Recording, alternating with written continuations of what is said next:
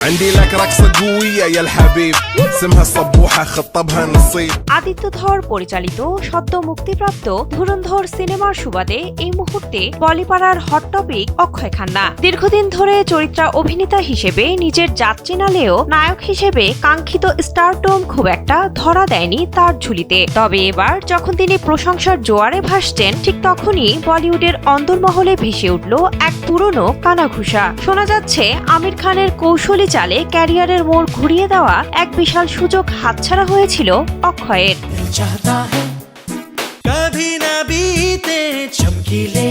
কালজয়ী সিনেমা তারে জামিন পারের সেই সংবেদনশীল শিক্ষক রামশঙ্কর নিকুম্ভ চরিত্রে অভিনয়ের জন্য নির্মাতার প্রথম পছন্দ আমির খান ছিলেন না, ছিলেন অক্ষয় খান্না। ছবির চিত্রনাট্যকার ও মূল ভাবনার কারিগর অমল গুপ্ত চেয়েছিলেন অক্ষয়কেই, কিন্তু অক্ষয়ের ফোন নম্বর না থাকায় তিনি যোগাযোগ করতে পারছিলেন না।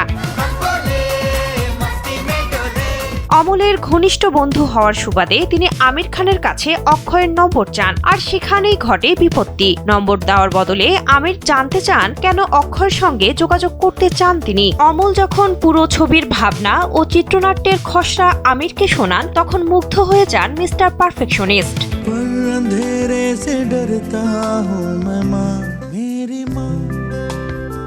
বলিপাড়ার একাংশের দাবি, আমির আগেই আঁচ করেছিলেন ছবিটি বক্স অফিসে ইতিহাস গড়বে, তাই তিনি অমলকে অনুরোধ করেন অক্ষয়ের বদলে যেন তাকে শিক্ষকের চরিত্রে নেওয়া হয়। পরবর্তীতে এক সাক্ষাৎকারে আমির নিজেও স্বীকার করেন যে চিত্রনাট্য পড়ে তার মনে হয়েছিল এই চরিত্রটি তিনি ভালোভাবে ফুটিয়ে তুলতে পারবেন। তাছাড়া তার মনে হয়েছিল অমল গুপ্ত পরিচালনার জন্য তখনও প্রস্তুত ছিলেন না, ফলে অমলের কাছ থেকে গল্পটি কিনে নেন আমির এবং পরিচালনার দায়িত্ব নিজের কাঁধে তুলে নেন। আর এভাবেই ছবি থেকে বাদ পড়েন অক্ষয় খান্না।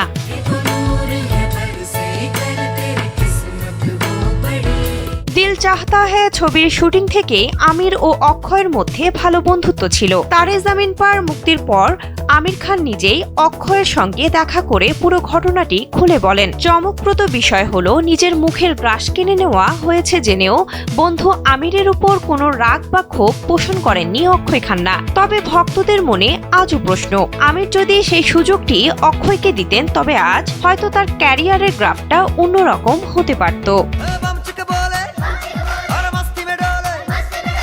বিনোদন ডেস্ক, কালবেলা।